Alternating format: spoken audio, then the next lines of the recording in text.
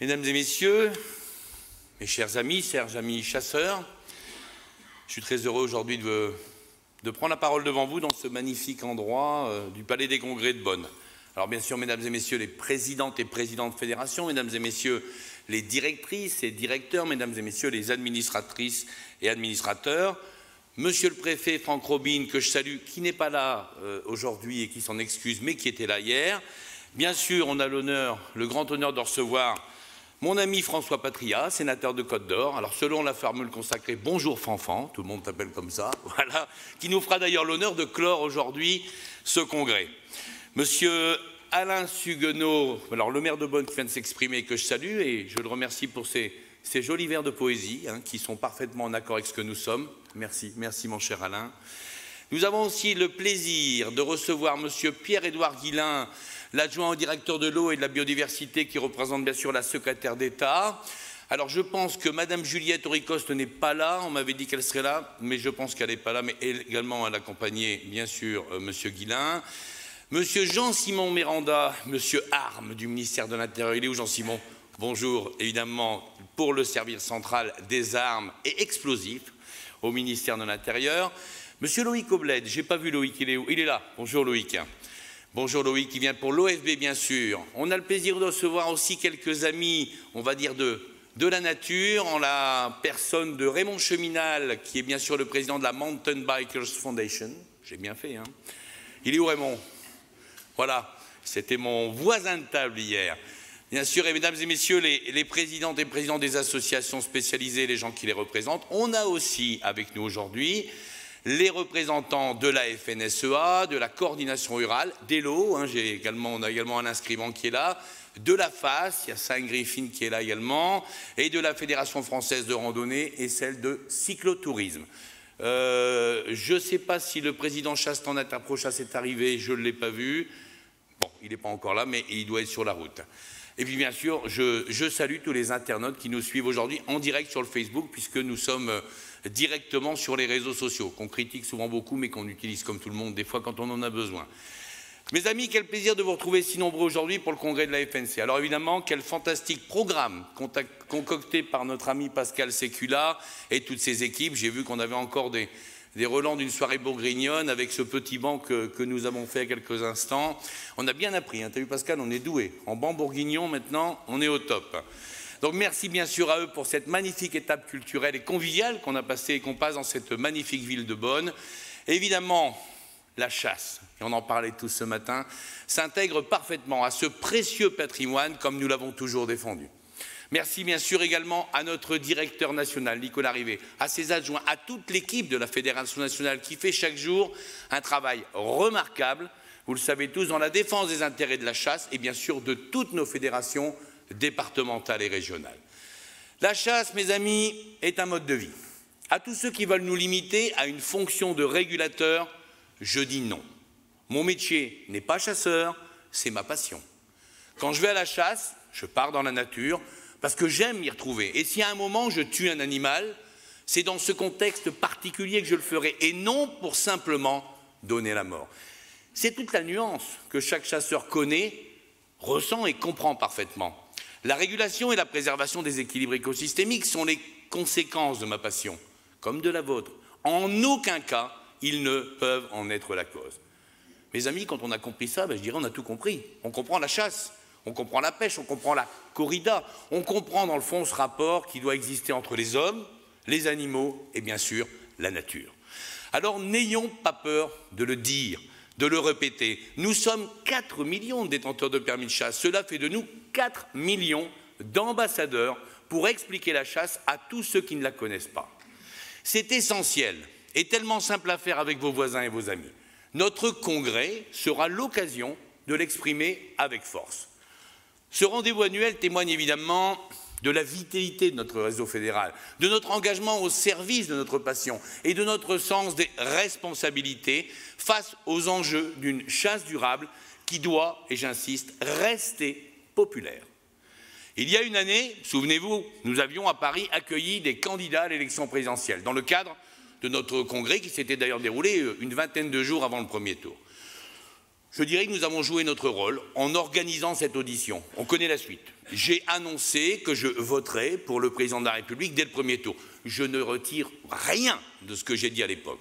J'ai toujours mis les intérêts de la chasse française au-dessous de toute autre considération et je continuerai à le faire jusqu'à la fin de mon mandat. Emmanuel Macron a une écoute pour la chasse, je suis désolé de le dire à certains, que ses prédécesseurs n'avaient pas. Même face à ces vents contraires sur nos sujets, qui n'épargnent d'ailleurs pas toujours son propre camp, il garde le cap et maintient un dialogue pragmatique et surtout permanent. Son engagement s'était déjà concrétisé pour la grande réforme de 2019 avec notamment le fameux permis à 200 € qui est d'ailleurs plébiscité aujourd'hui par un chasseur sur 2 en France. C'est encore vrai aujourd'hui sur le dossier des dégâts, où nos appels répétés révélant la situation financière intenable de certaines de vos fédérations ont été entendus. Alors pour ceux qui nous écoutent, de quoi parle-t-on? Eh bien d'une enveloppe totale de 80 millions d'euros accordée par l'État. 80 millions d'euros sur 3 ans, je vais vous le dire, c'est quand même pas une paille. C'est la preuve que la FNC est un interlocuteur crédible, écouté, et que le président de la République a tenu l'engagement écrit qu'il avait formulé d'ailleurs en avril dernier auprès des fédérations. Il s'agit d'une enveloppe d'abord de 60 millions d'euros sur 3 ans pour accompagner les fédérations et leur permettre de réussir notre objectif partagé avec toutes les organisations agricoles, FNSEA, PCA, Confédération paysanne, Coordination rurale, et le gouvernement de réduire les surfaces de dégâts de gibier. Les fédérations et les chasseurs auront enfin de vrais moyens d'action pour faire baisser ces dégâts, y compris, et vous savez que j'y tiens, avec un agrénage dissuasif dorénavant applicable partout en France. Il suffira dorénavant au territoire d'ailleurs de chasse de contractualiser un contrat d'agrainage avec leur fédération départementale. Alors à ces 60 millions d'euros s'ajoutent, dans le cadre du plan de résilience mis en place par l'État, 20 autres millions d'euros pour permettre aux fédérations de passer le cap du renchérissement des denrées alimentaires et donc de la hausse des barèmes en 2022, on le sait tous à cause de cette guerre ukrainienne. Rappelons que ces 20 millions d'euros, d'ailleurs, ont été intégralement reversés au monde agricole. On ne les a pas gardés. Bien sûr, je voudrais remercier quelques personnes, et c'est normal, ce dossier est un dossier majeur. Donc merci bien sûr à Thierry Cabane, à Pascal Sécula, également à Mathieu Salvaudon, pour leur implication, leurs compétences et leur disponibilité dans ce dossier majeur. J'associe aussi, et je ne l'oublie pas, mes remerciements à Marc Messel, qui est là aujourd'hui, l'ancien président du Var, et à Hubert Louis Vuitton, qui les premiers avaient œuvré sur ce dossier depuis de nombreuses années. Rien n'aurait été possible sur ce dossier, comme beaucoup d'autres d'ailleurs, sans le travail acharné de notre lobbyiste Thierry Coste. On en a parlé un petit peu hier de notre Thierry. Alors merci Thierry pour ce que tu fais chaque jour pour la chasse française. Nous avons signé donc...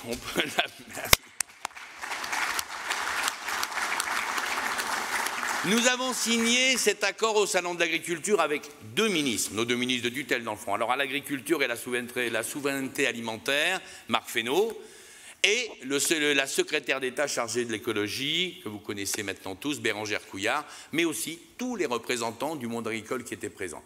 Je tiens à nouveau à les remercier tous. Un petit mot particulier pour Christiane Lambert. Vous savez qu'avec Christiane, on a eu beaucoup de discussions franches et viriles, comme on dit. Bon. Et c'est bien le moins, vous connaissez Christiane, c'est une syndicaliste qui a de la poigne, qui a de la trempe, un peu comme moi, bon. Mais on a trouvé cet accord et c'est quelque chose d'extrêmement important pour nous tous. Alors désormais, on attend une traduction réglementaire par les services de l'État. Ces travaux vont débuter rapidement pour permettre effectivement une mise en œuvre pour la saison 2023-2024, la prochaine saison pour nous tous. La FNC va également évidemment poursuivre ses échanges avec l'État et continuer le travail avec les partenaires agricoles. Je ne manquerai pas de vous tenir au courant de tout ça, comme je l'ai toujours fait depuis le début de cette négociation, et surtout vous informer sur toutes les avancées. Dans le même esprit, nous allons ouvrir, en accord avec l'Élysée et nos ministres de tutelle, une négociation avec l'ONF, à la fois sur cet équilibre forêt-gibier, et sur le plan de l'application de l'accord dans les forêts domaniales. On connaît les problématiques avec l'ONF, il est temps de mettre tout ça sur la table et de trouver des solutions concrètes pour nos chasseurs et nos fédérations. Cet accompagnement sur 3 ans de l'État doit aussi nous servir non plus à réfléchir, mes amis, mais à agir sur l'évolution du système d'indemnisation, avec une loi, moi je le dis clairement, inadaptée est vieille de 50 ans. Alors, comme à mon habitude, vous le savez, je ne vais pas périphraser pendant une demi-heure sur la question pour vous donner le fond de ma pensée. Moi, je suis convaincu qu'il faut rouvrir ce dossier d'indemnisation de la loi de 68. Nous ne donnerons pas un avenir à la chasse française si nous ne restons que sur cette équation financière qui nous lie à la nature. On constate tous les jours que notre devenir passe par l'action environnementale, par la gestion de la biodiversité, par l'information du grand public et bien sûr par le vivre ensemble dans la nature. Alors aux chasseurs qui nous écoutent d'ailleurs sur Facebook, je voudrais vous dire que si dans le fond on vous fait les poches en quelque sorte avec cette contribution territoriale, je pense à tous les présidents dont je fais partie, eh bien c'est parce qu'on y est obligé par la loi de résoudre cette équation financière. Alors on vous en demande souvent beaucoup et des fois de plus en plus pour diminuer la pression du grand gibier avec tous les risques que cela comporte. Et pourtant, mes amis, chasser le grand gibier, eh bien, c'est maintenir l'équilibre des écosystèmes, c'est protéger les cultures agricoles, c'est aussi éviter, et on ne le dit pas assez, des milliers, des dizaines de milliers même de collisions entre des voitures et des animaux. Ces mêmes collisions d'ailleurs, là aussi, il faut des fois faire quelques comparatifs, qui provoquent entre 150 et 190 blessés par an et une dizaine de morts. Alors pour nombre d'entre vous, mes chers collègues de fédération, quand les dégâts de grand gibier sont payés, eh bien, il faut le dire, il reste souvent moins que rien dans la caisse, comme on dit. Alors comme nous sommes présents sur tout le territoire national, pourtant qui mieux que les chasseurs pour agir pour la sauvegarde de la biodiversité et pour parler d'écologie. Chaque commune de France possède au moins une structure de chasse.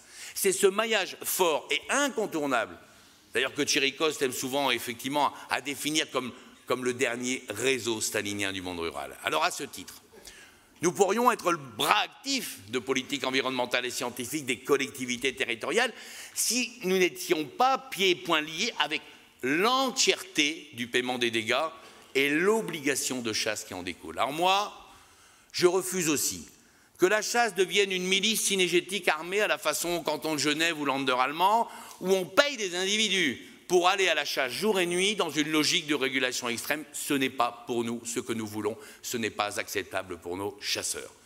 Mais pour que tout cela n'arrive jamais, eh bien, il va falloir retourner à la table des discussions et des négociations avec le monde agricole et l'exécutif. Je le ferai pour vous, je le ferai pour les chasseurs de France, je le ferai pour la chasse et pour la ruralité.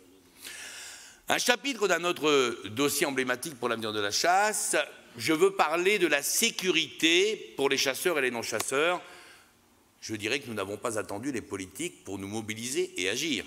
Sans l'aide d'aucune instance, que ce soit notre ministère de tutelle ou notre Parlement, nous avons fait baisser les accidents d'une façon jamais égalée par aucune corporation. Ce sont les chasseurs eux-mêmes, par leurs efforts, par leur rigueur sécuritaire dans leur pratique, par leur pragmatisme d'exclure tous ceux qui représentent un danger pour eux-mêmes comme pour les autres, que nous avons réussi à diviser par 4 l'ensemble des accidents de chasse en 20 ans et même par 5 ceux qui sont mortels. Et n'oublions jamais, parce qu'on dit oui mais bon vous êtes beaucoup moins, non, n'oublions jamais que pendant le même temps on a multiplié par 5 le nombre de coups de carabine pour faire face à cette explosion du grand gibier, je rappelle, mondiale. Avons-nous décidé pour autant de nous arrêter là? Sûrement pas. Tous ensemble, nous avons proposé d'ailleurs il y a quelques années d'aller encore plus loin en mettant en place une formation obligatoire décennale des chasseurs tout au long de leur pratique pour continuer justement ce combat que nous menons chaque jour pour tendre vers ce zéro accident. Eh bien, je vais vous dire, il n'y a pas beaucoup d'activités qui peuvent se prévaloir de ce type de dispositif. D'ailleurs, et soyons concrets, je note qu'à la suite de la mise en place de cette formation, nous sommes descendus sous la barre des 100 accidents par saison. En effet, la dernière saison, nous avions totalisé 90 accidents. Et cette année, alors, je parle sous la responsabilité de Loïc, même s'il reste encore quelques jours de chasse en mars, et peut-être qu'il y a quelques accidents qui n'ont pas encore été repérés, mais nous avons pour l'instant 70 accidents qui ont été comptabilisés. L'année dernière, nous avions 8 accidents mortels. Cette année, il y a 6 accidents mortels. 6 de trop, je n'en disconviens pas. Mais ces deux chiffres correspondent quand même à des baisses respectives de 22 et 25%. Ce sont les niveaux d'accidents et de décès les plus bas de l'histoire de la chasse française.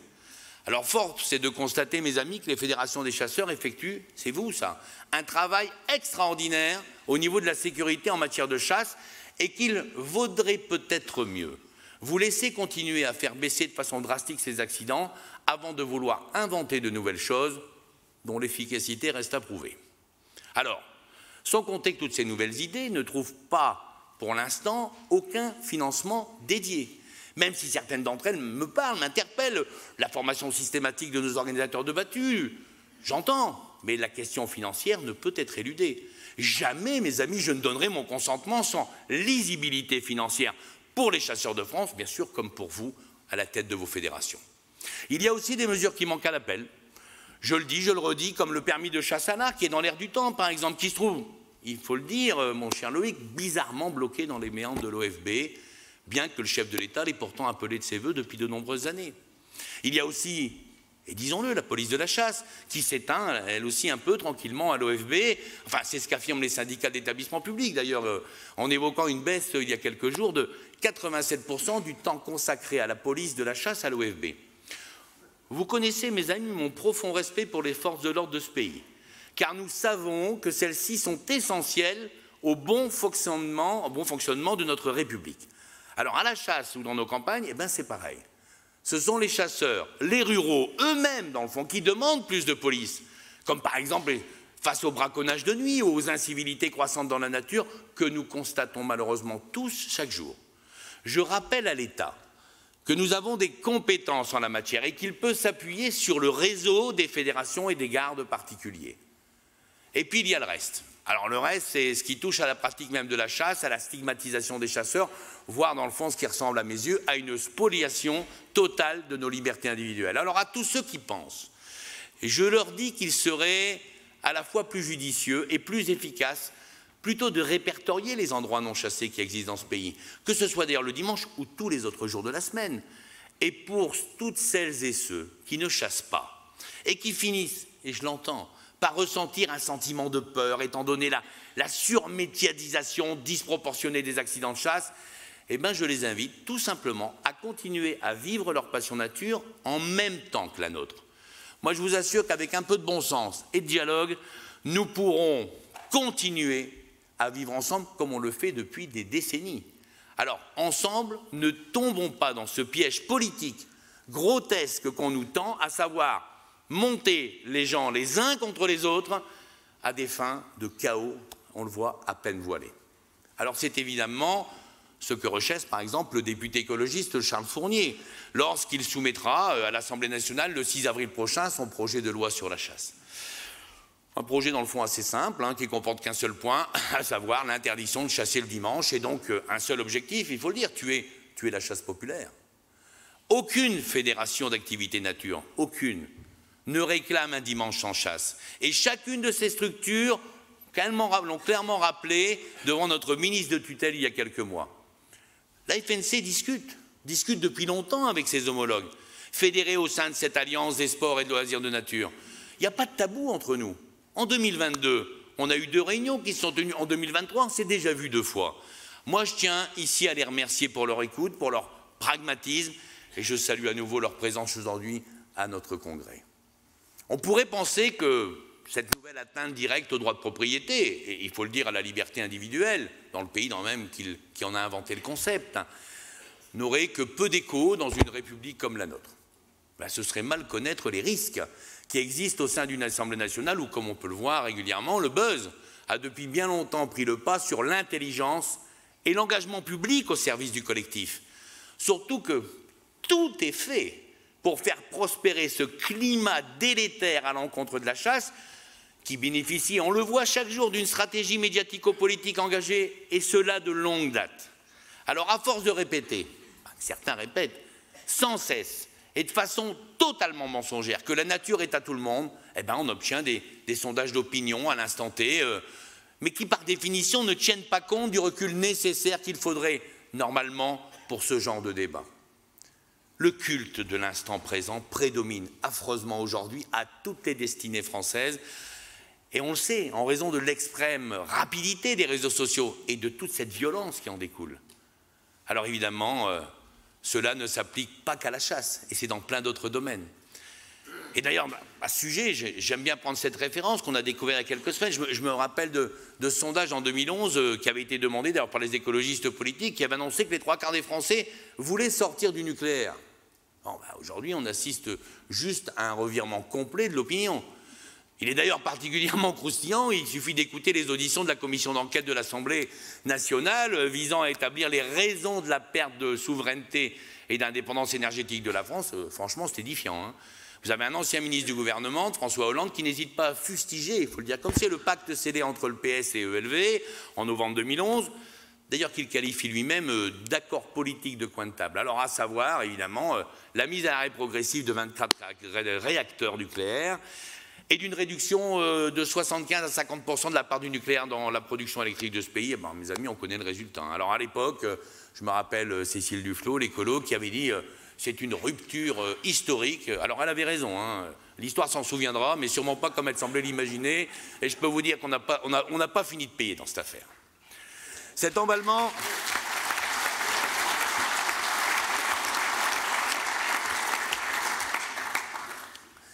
Cet emballement contre la chasse n'est d'ailleurs pas seulement français. Et d'autres pays ont déjà commis des erreurs majeures à ce sujet. Je vais prendre l'exemple du Japon et de cette politique anti-chasse qui s'est mise en place il y a quelques dizaines d'années. Alors forcément, ça a fait baisser de façon, on va dire, drastique le nombre de chasseurs. Eh bien, moi je dis c'est une belle revanche sur l'histoire quand je vois aujourd'hui, depuis quelques mois, ce pays, le gouvernement de ce pays, aujourd'hui, qui débourse des sommes importantes pour faire de la pub, pour recruter des chasseurs, dans le but de réguler la nature. Et oui, mes amis, eh ben, au Japon, on vous paye pour aller à la chasse. Et si vous tuez un animal, on vous paye encore. Je trouve ça extraordinaire. Alors, avant d'en arriver là, à ces extrémités, on va dire, moi j'invite tous les présidents et tous les chasseurs présents ici ou sur le Facebook à se mobiliser pour que les députés qui nous soutiennent soient bien présents dans l'hémicycle le 6 avril et jusqu'à minuit. Ce n'est pas parce qu'une loi est en 6e position qu'elle ne peut pas être bougée au dernier moment, il ne faut jamais l'oublier. Alors il faudra, messieurs et mesdames les députés, il faudra choisir et il faudra surtout assumer. Le pire, c'est de ne pas venir, comme ça on ne doit pas décider. Alors notre avenir ne peut pas être dans les mains d'une poignée de députés à 23h30, présents dans un hémicycle quasiment vide, dans un espèce d'entre-soi, et ça je peux vous dire qu'à l'évidence, ça ne sera pas favorable. Donc, il faudra être très précis avec nos représentants au Parlement. La chasse, alors on le dit depuis tout à l'heure, mais vous le savez tous, est donc devenue un sujet médiatique permanent, voire même un sujet politique.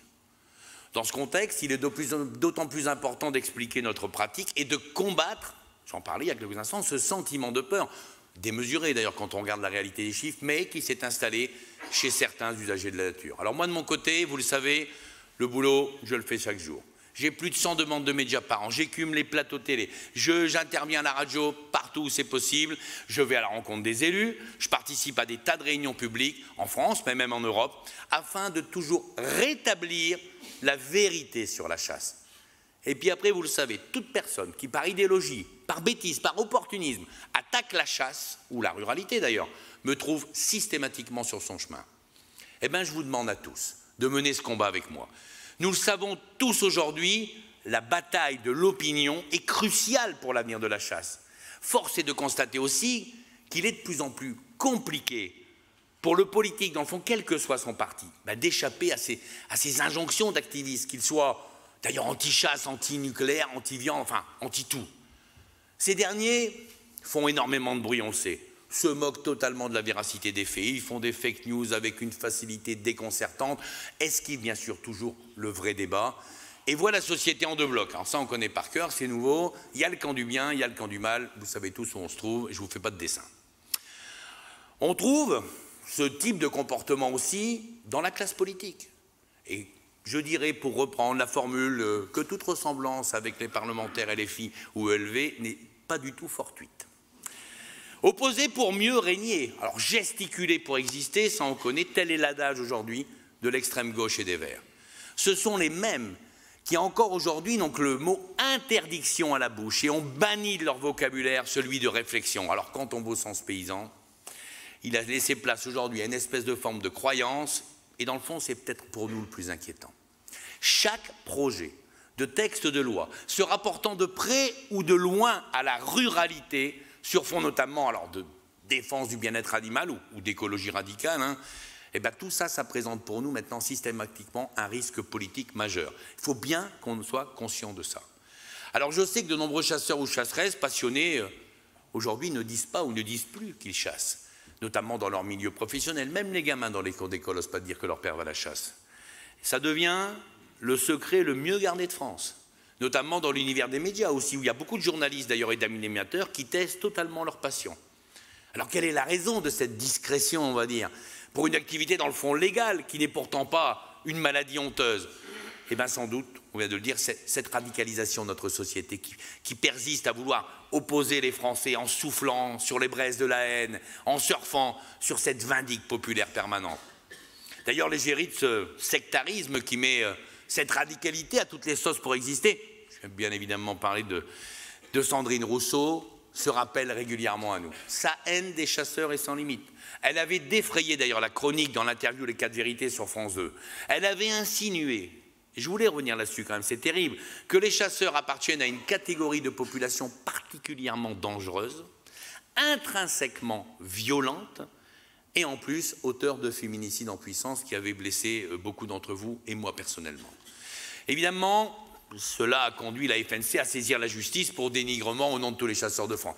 J'en profite d'ailleurs pour saluer le travail remarquable de notre directeur délégué en charge des affaires juridiques, Jean-Michel Davril, hein, et de toute son équipe, mais aussi bien sûr de notre avocat national, Charles Lagier, qui d'ailleurs reviendra tout à l'heure sur tous ces contentieux en cours. Pas tous, il y en a tellement, Charles, mais sur une partie tout au moins. Alors quelle est la prochaine activité, mes amis, qui sera jugée immorale et condamnable? Alors on fait quoi? L'entrecôte au barbecue, les bassines de réserve d'eau pour les agriculteurs, les animaux de compagnie, on y vient, hein? L'élevage, on n'en parle même pas. Moi, quand je vois certains activistes anti-élevage d'ailleurs se répandre sur les réseaux sociaux pour expliquer que toutes les vaches présentes au salon de l'agriculture, et j'en ai reçu plein, c'est-à-dire les plus belles représentantes de leur race, qui pour certaines décrochent des prix au concours agricole, vont soi-disant finir à l'abattoir. Ben, je vous le dis, on nage en plein délire. Elles ont une valeur évidemment, notamment génétique pour l'éleveur, qui est, je pense, supérieure à celle d'un steak sur pattes. Ceux qui sont dans l'œil du cyclone aujourd'hui, nous par exemple, eh ben, nous laisserons un jour notre place à d'autres, c'est évident. Alors que l'homme, dans le fond, a façonné la nature depuis des siècles, ces activistes radicaux n'ont qu'un seul but, c'est nous sortir de notre biotope. Ces excès du monde moderne ne peuvent en aucun cas justifier que l'on passe à un monde où la nature est totalement sacralisée et qu'elle serait devenue totalement intouchable. Moi, cette morale verte se substitue aujourd'hui au progrès et c'est inadmissible. Je me souviens, dans mon jeune temps, pas si lointain, mais on ne rit pas, nous nous mobilisions, mais on l'a tous fait, on se mobilisait pour défendre quoi? L'accès au progrès, mais comme une condition d'émancipation et non comme la subordination à un nouvel ordre moralisateur. L'écologie politique, dans ce cas-là de plus extrême, dans le fond, aurait de dire quoi? Eh bien, une espèce de parfaite planification de toutes nos libertés individuelles. Tous ces projets de loi, dans le fond, simplistes, caricaturaux, totalement ripollinés en vert, ne sont pas soumis au vote pour responsabiliser les citoyens, comme on nous le dit, mais pour les infantiliser. Ben, moi, je dis, il y en a marre. Il y en a marre. Cette conception d'une société qui décide du temps, de l'espace et de l'activité dédiée à chacun, qui balaie le principe de propriété privée, qui pourtant est défini comme un droit inviolable et sacré par la Déclaration des droits de l'homme et du citoyen. Mes amis, nous sommes des gens libres, nous sommes des gens ouverts au dialogue, on pratique une activité légale sur des territoires, je le rappelle quand même, à 90% privés. Alors je vais être très clair, moi je n'accepterai jamais d'application de géolocalisation sur des smartphones qui puissent remettre en cause mon droit de faire quelque chose d'autorisé chez moi, hein, ou là où les agriculteurs et les forestiers m'en donnent le droit. Il n'en est pas question que j'accepte ce genre de choses.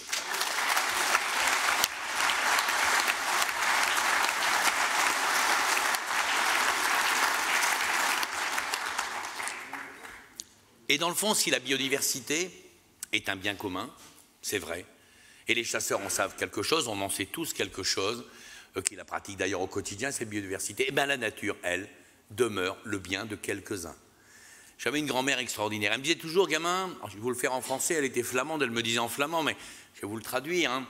Elle me disait, gamin, quand tu n'es pas chez toi, n'oublie jamais que tuer chez quelqu'un d'autre. Ça peut être un peu basique, mais ça veut tout dire dans cette société. Eh bien, jusqu'à très récemment, les propriétaires, dans le fond, dans la campagne, considéraient leur forêt ou leur terre comme un espace commun.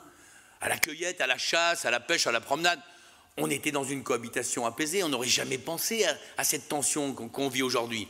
Eh bien, c'était sans compter sur cette violence gratuite et ce cirque médiatique qui font croire que nos campagnes aujourd'hui sont des zones de guerre entre les différents usagers, tous passionnés de la nature. Moi, je le dis à force de jeter de l'huile sur le feu.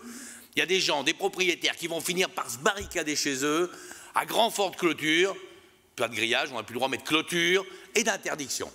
Moi, je ne nie pas qu'il y ait des conflits ou qu'il peut y avoir des incidents, mais s'il vous plaît, j'en appelle au retour à la raison.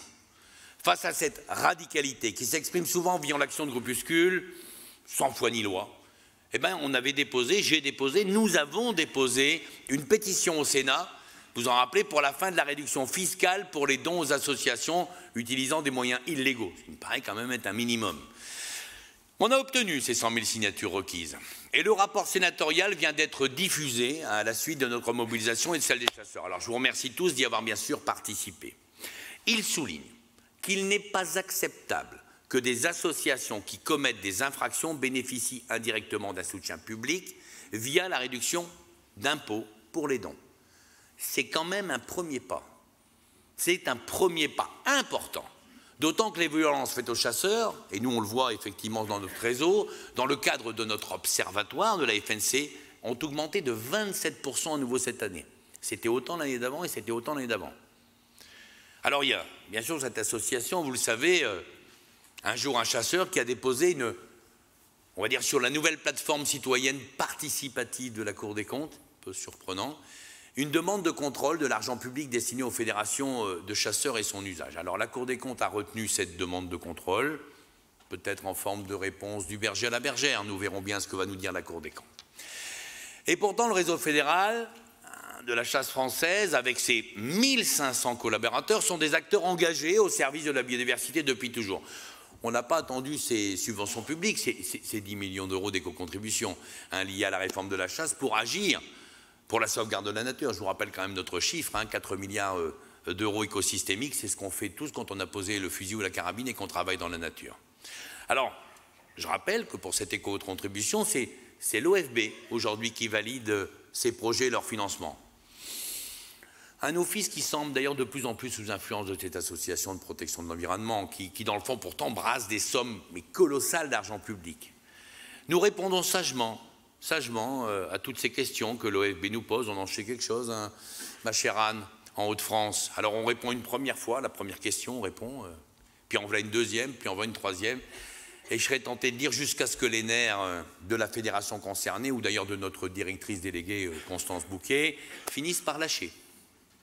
Et oui, et je tiens d'ailleurs à la remercier alors, pour son sang-froid et sa pugnacité, mais bien sûr aussi pour son professionnalisme au sein de la Maison nationale. Et pourtant, les choses sont claires depuis longtemps. Le président de la République a fait confiance aux fédérations des chasseurs pour œuvrer pour la biodiversité et nous continuerons, et je le dis ici clairement, à honorer cette confiance, même si ça ne fait pas plaisir à tout le monde, ce sera comme ça. Que tous les idéologues de l'écologie soient perturbés par le fait que les chasseurs soient reconnus à leur juste valeur dans la sauvegarde de la biodiversité, qu'ils soient ulcérés par le fait qu'on vienne un peu marcher sur leur plate-bande en bénéficiant de leur argent, c'est le leur, de leur argent public. Je peux comprendre que ça les agace, ils ont raison d'avoir peur.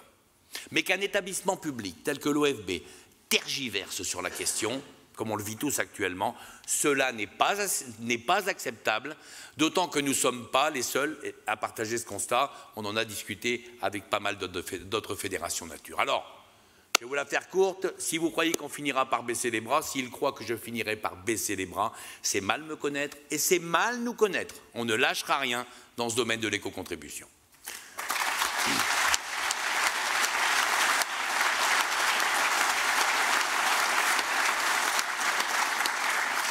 Un autre exemple du virage qui est en train de prendre notre société est la tolérance.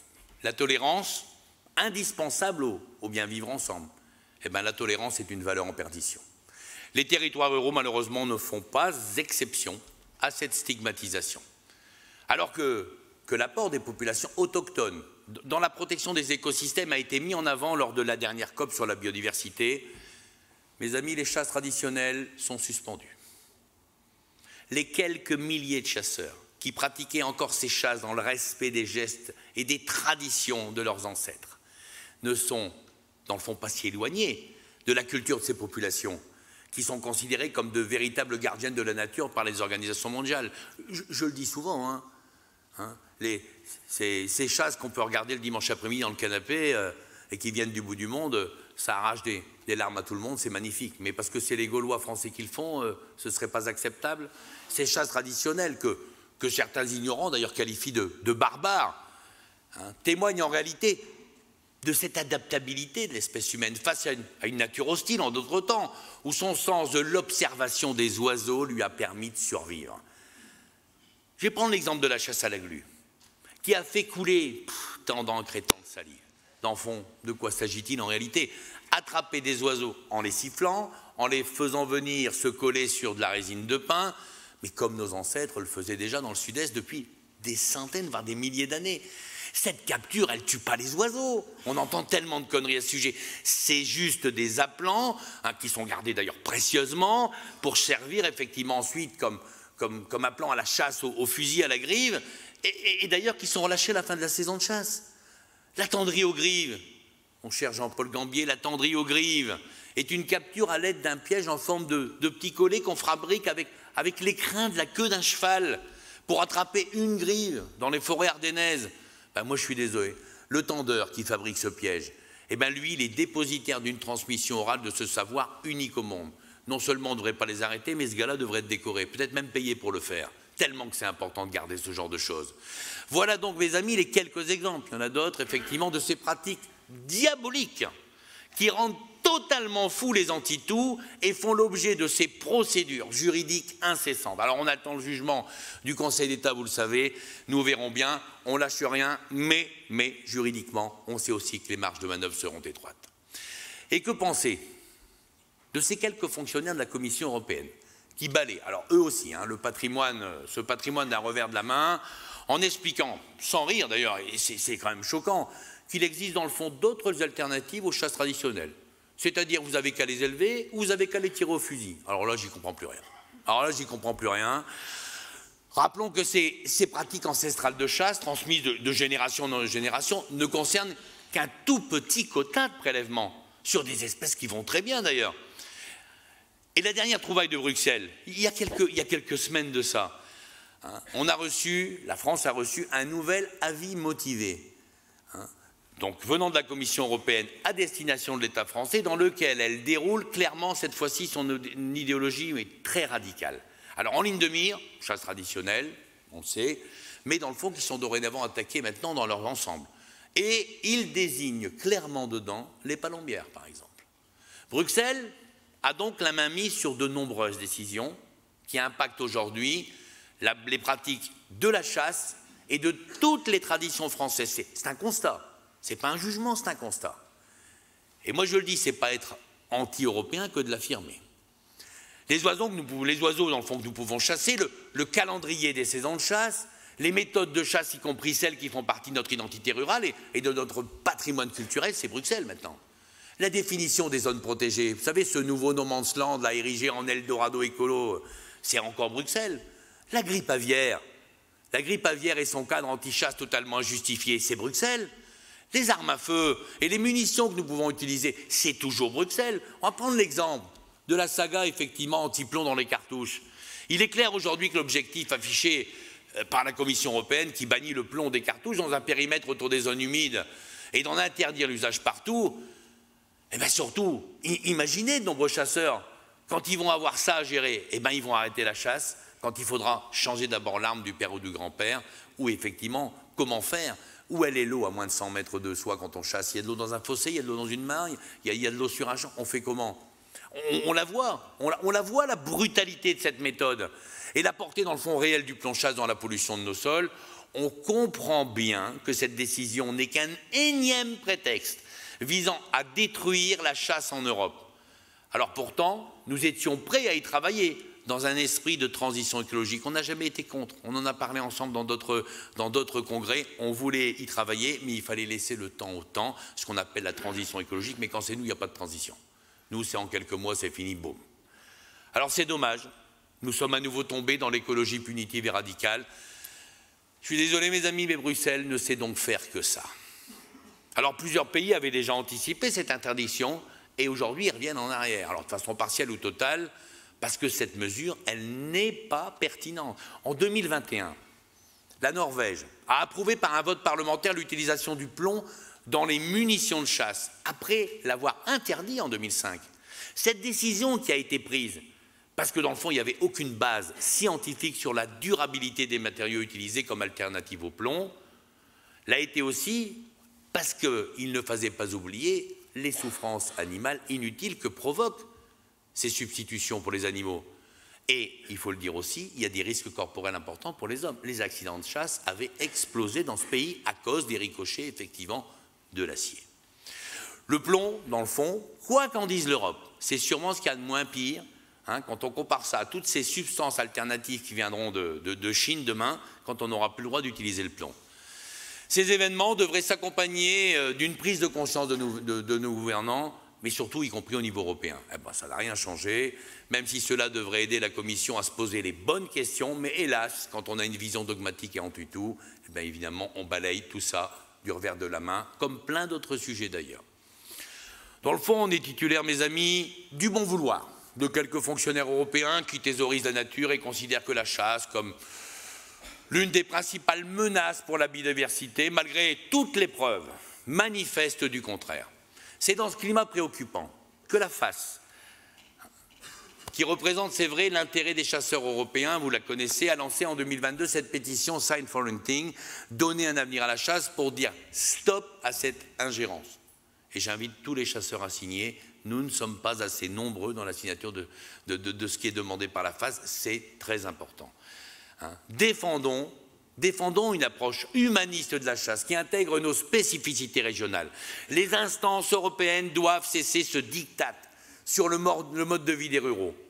Mais ne nous y trompons pas, mes amis, si la Commission européenne propose, ce ne sont jamais que les parlementaires européens et les États membres qui disposent. Et pour finir, eh bien, les décideurs, ce sont eux. Moi, je me souviens de ce que disait Michel Barnier, pourtant européen convaincu et ancien négociateur du Brexit. Il fustigeait déjà à l'époque, il y a quelques années, cette Europe, où le politique avec un grand P ne prenait pas ses responsabilités et laissait le pouvoir aux technocrates bruxellois qu'on connaît tous bien. La réalité du monde rural, c'est d'abord 23 millions de femmes et d'hommes qui vivent et qui y travaillent. Mais c'est aussi un état d'esprit pour de nombreux citadins qui ont des racines rurales et qui, dans le fond, en sont très fiers. Eh bien, tous ces gens-là, ils méritent qu'on les défende. C'est pourquoi nous avons décidé avec Chirikos de lancer un groupe de réflexion qui fera des propositions en vue des élections européennes. Nous avons un peu de temps pour nous projeter et pour nous mobiliser. Je vous en reparlerai bientôt. Mon état d'esprit est résolument positif parce que le combat finit toujours par payer quand la cause est juste. Prenons l'exemple du combat pour valoriser la venaison.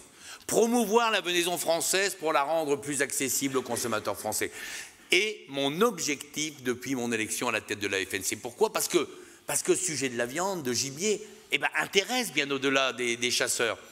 Vous le savez, cet aboutissement de l'acte de chasse doit être au cœur de notre stratégie de reconquête de l'opinion publique que j'ai maintes fois évoquée devant vous. Nous sommes avec la valorisation de la viande de gibier dans l'ère du temps, mes amis. Cette viande, elle répond aux nouvelles attentes des consommateurs. Ils sont devenus locavores aujourd'hui. Ils ont compris qu'aller chercher des produits alimentaires, quelquefois à l'autre bout du monde ou même à l'autre bout de la France, ce n'est pas forcément une bonne idée pour la planète. Alors, développer ces filières de valorisation de venaison locale est un formidable atout économique et social pour les territoires ruraux. L'atelier national qui s'est organisé à Paris, il y a quelque temps, vous l'avez vu, a regroupé quand même plus de 100 personnes. Nous avons réussi à faire bouger les premières lignes, à structurer des filières de proximité. Au départ, il y avait 8 sites pilotes qui avaient été identifiés.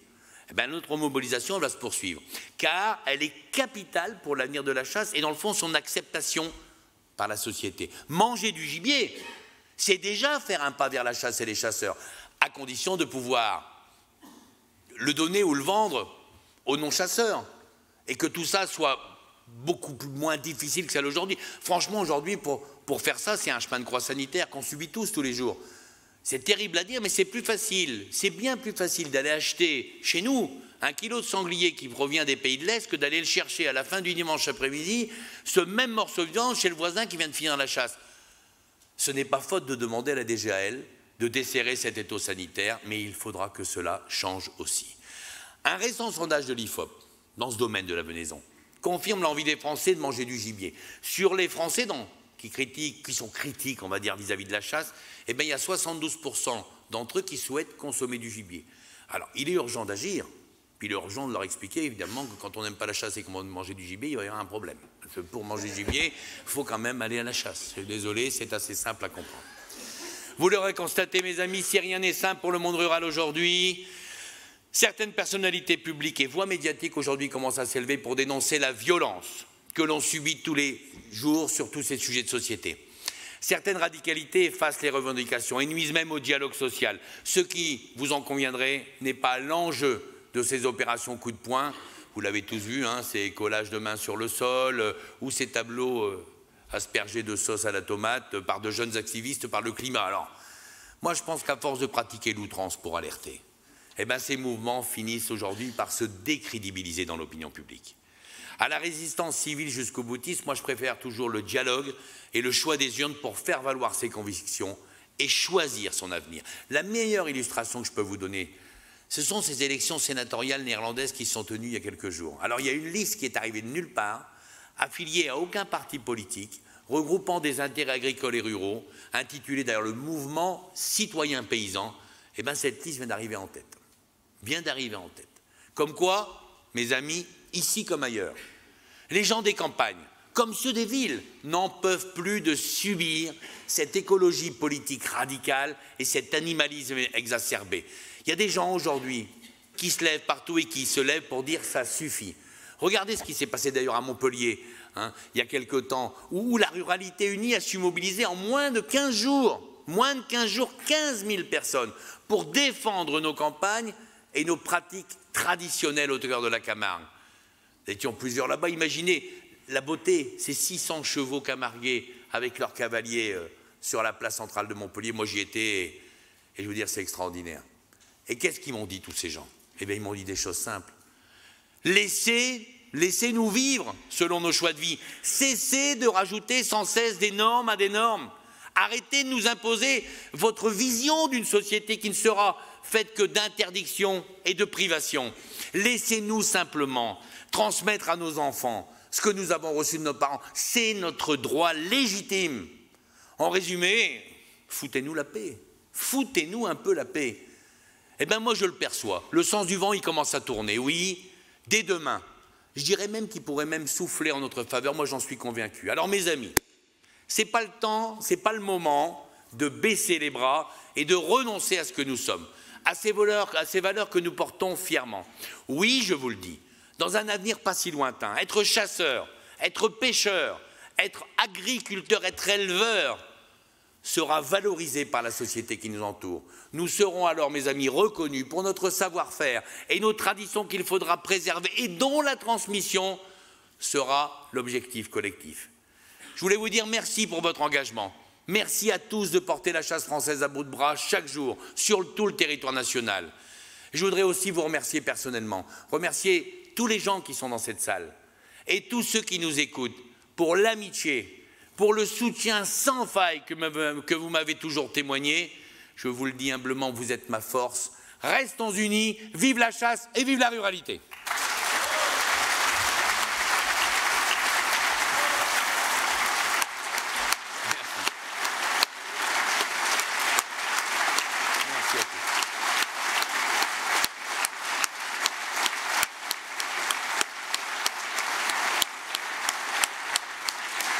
Merci. Merci beaucoup. Merci à vous. Merci beaucoup.